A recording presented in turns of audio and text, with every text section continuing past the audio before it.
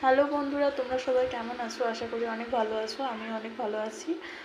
তবে আমার চ্যানেলে অনেক দিন হলো ভিডিও আপলোড করা হয় না, তো ভাবছি আজকে থেকে আমি ভিডিও রেগুলার দিব। তো আজকে আমি বানাতে চলেছি কাঁচা আমের আমসত্ত্ব। তো কিভাবে বানাচ্ছি, কি করছি, তোমাদের সাথে সবটা শেয়ার করব। তো তোমরা দেখে বলো কেমন হয়েছে। তো চলো স্টার্ট করা যাক। প্রথমে এই আমগুলোকে আমি কেটে নেব। আগে চলো কেটে নিই আমগুলোকে। দেখো বন্ধুরা, আমি আমগুলোকে কেটে নিয়ে চলে এসেছি ডুমডুমু করে। তোমরা চাইলে লম্বা করেও কেটে নিতে পারো। তো এবার এই আমগুলোকে আমি সেদ্ধ করে নেব। কড়াই বসিয়ে দিয়েছি। এবার কড়াইয়ের মধ্যে আমি জল দিয়ে দেবো। জল দিয়ে দিলাম। এরপর আমগুলোকে আমি ছেড়ে দেব।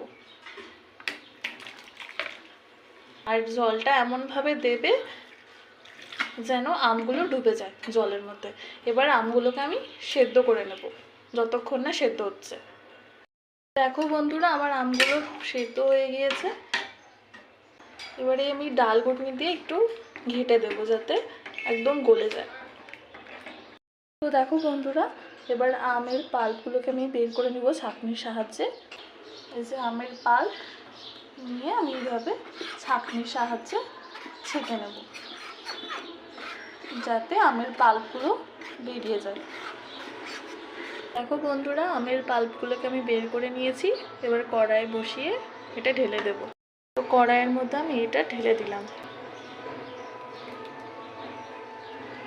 আমি আমটাকে কড়াইয়ের মধ্যে ঢেলে দিয়েছি। এরপর